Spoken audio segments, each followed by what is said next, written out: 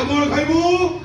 Chicken chicken Baripada ଦେଶୀ କୁକୁଡ଼ା ବାରିପଦା ଦେଶୀ କୁକୁଡ଼ା। ହଁ ବାରିପଦା ଦେଶୀ କୁକୁଡ଼ା। ଆଉ କଣ ଖାଇବୁ?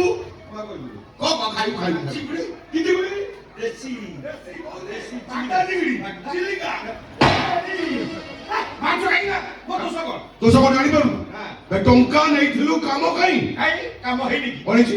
ଆମ ଟଙ୍କା ମାନେ ଠିକ ସମୟରେ ସେ ଝିଅକୁ କିଡନାପ କଲା ଝିଅ କିଡନାପ ହେଲା ପରେ କାମ ସରିଗଲା। ମୁଁ ଭାବିଥିଲି ଝିଅ କିଡନାପ ହେଲା ପରେ ତମ ଭଣଜା ଡକ୍ଟର ସମ୍ଭବ ମହାପାତ୍ର ବାହାନ ହୋଇ ଶିଶୁପାଳ ହେଇ ଫେରିଯିବ। ଅସୁବିଧା ସୁଯୋଗ ଦେଖି ମୁଁ ମୋ ଭଉଣୀ ସ୍ୱାତିର ବାହାଘର ତମ ଭଣଜା ଡକ୍ଟର ସମ୍ଭବ ମହାପାତ୍ର କରେଇଦେଲେ। ମୋ ପ୍ଲାନ ସକ୍ସେସ୍। ହେଲେ କଣ ହେଲା? ଏପଟ ସେପଟ ହେଲା କେମିତି? ଟାଙ୍କିରୁ ପାଣି ଗଲା କେମିତି? ରାତାରାତି ଆଉ ଗୋଟେ ଝିଅ ଆସିଲା କହୁତୁ।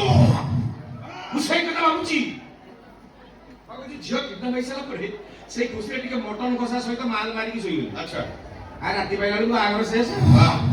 ସେଇ ରାତାରାତି ମୋ ଭିଣେଇ ସୂର୍ଯ୍ୟକାନ୍ତ ମହାପାତ୍ର ସେ ଗାଁ ଭିତରୁ କୋଉଠି ଗୋଟେ ଝିଅ ଠିକ କରି ବାହାଘରଟା କରି ଖାଲି ସେଇ କଥା ଭାବୁଛି ଆଜ୍ଞା। ସେ କଥା ଭାବିବା ଦରକାର ନାହିଁ। ତମ ଭଣଜା ସହିତ ମୋ ଭଉଣୀର କେମିତି ବାହାଘର ହବ ତମେ କେବଳ ସେଇ କଥା ହିଁ ଭାବ। ଆଜ୍ଞା ସ୍ୱାମୀ ସାର୍ ୟେସ୍। ଆପଣଙ୍କ ଭଉଣୀର ଡକ୍ଟର ହଁ ୟାର। ଆଉ ତାଙ୍କର ମରଣ ଭାବରେ ଆପଣ ମୋ ଭଣଜା ପଛରେ ପଡୁଛନ୍ତି କାହିଁକି? ବୁଝୁନା ଖୁଣ୍ଟିଆ ତମ ଭଣଜା ଜଣେ ରେପୁଟେଡ୍ ଡକ୍ଟର।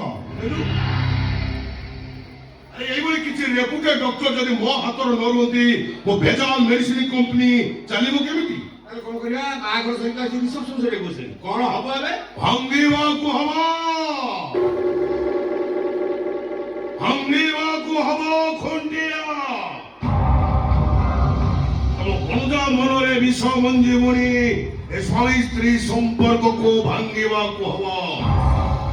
ଖୁଣ୍ଟିଆ ଶୁଣିବାକୁ ପାଇଛି ତମ ଭଣଜା ଯୋଉ ଝିଅଟାକୁ ବାହା ହେଇଛି ସେ ଝିଅଟା ଅଧ ପାଠରେ କାଉଁଲି ମଫସଲି ଝିଅଟା।